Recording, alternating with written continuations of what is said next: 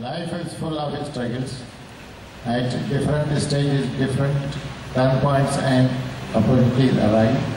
If a person takes the right turn, awaits the opportunity, works hard, he will succeed and achieve what he wants.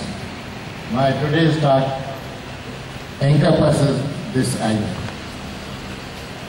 I was born 75 years ago in a small place in rural area of Sindh. We lived in a mud house. My father was a tailor. His income was insufficient to meet both ends, to make both ends meet. At the age of 5, when time came to go to school, I could not, because my father could not afford my education. My first cousin, whose father was a well-to-do person, was put in the primary school. He refused to go, saying that he will only go if I accompany him. So this way, I was put in a school and started my primary education. Worked hard, completed it, was admitted to a high school, passed a scholarship examination, got it, carried on. During this time, my father was unable to do his tailoring job. So he and I used to prepare and sell ice cream for our living. I passed matriculation examination with first class, which was uncommon in those days. I wanted to become an engineer. My father wanted me to become a clerk to earn money for family. Fortunately, my youngest uncle who was living in Karachi had once offered my father that if I wanted to study, he will put me in his house and let me study. So I persuaded my father to take me to Karachi because there was no college nearby our place. I stayed with my uncle, got government scholarship, was admitted to DV Science College, passed the intermediate examination, carried on, went to engineering college, again got a scholarship, passed my BE examination with first class. Again, only a few students used to pass first class. During this period of my education in engineering college, problem of our family income arose. They had to borrow money, and after graduation, I got a job, supported the family and paid back the loans. My urge for going for studies abroad persisted. I tried and got a scholarship from Sito Graduate School of Engineering, Bangkok. At that time, there were only a few Master of Engineering holders from abroad. I have seen how they were growing. Anyway, I again had to persuade my father to let me go.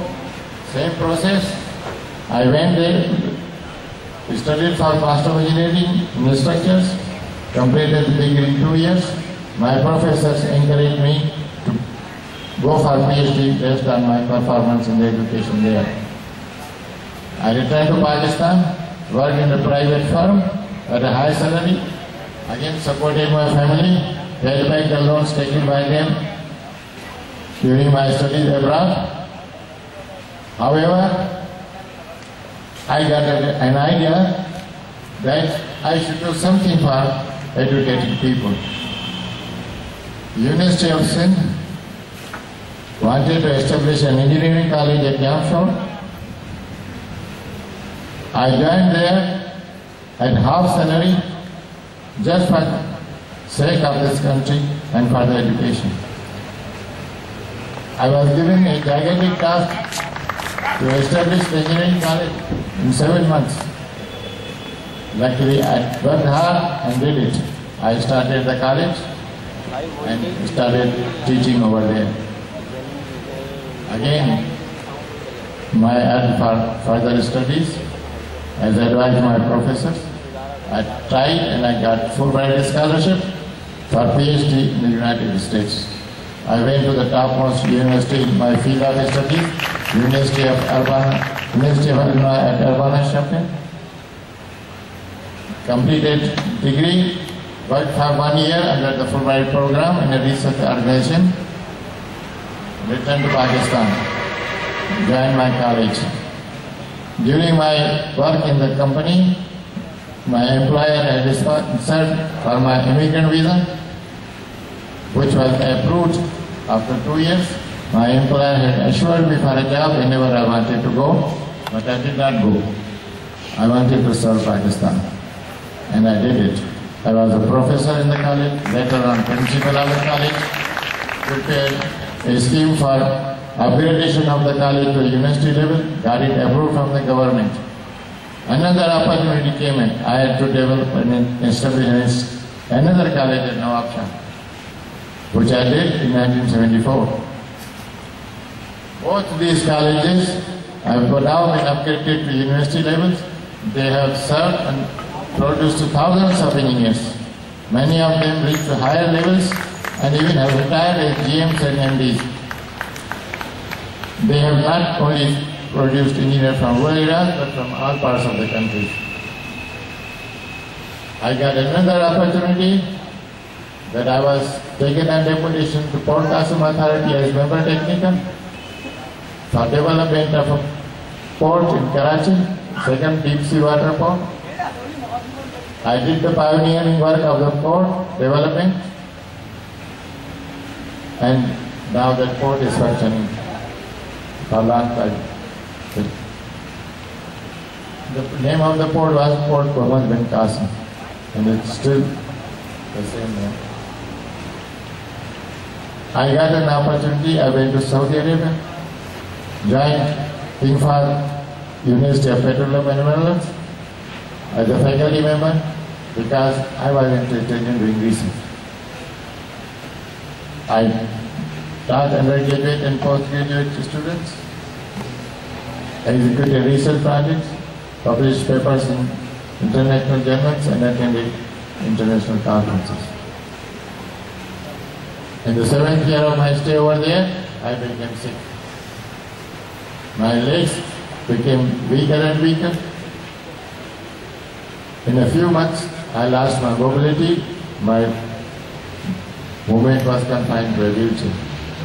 Despite my treatment in the United States and physiotherapy, I could not regain the mobility. I returned to Pakistan. I was taken up on deputation from Iran University to NED University of Engineering College to teach postgraduate students and conduct research. My state of illness was such that I could not write with the chalk on board, and I could not sign my name properly for a check. My checks were bounced. So I had to teach through transparencies, and I worked hard to write about 700 transparencies, equivalent to 3 books.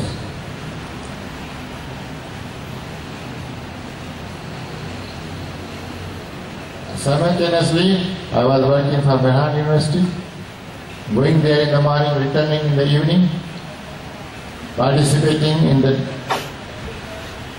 planning, development, financial and academic activities. Whenever I was called for, I used to go there. Sometimes meetings were arranged at my house in Karachi also. During this period, I helped the Sindh Madrasa Board to establish Qaid-e-Azam Public School in a rural area of Mahdi district of Karachi. I was elected a life member of the board and served the board as vice president for 3 years.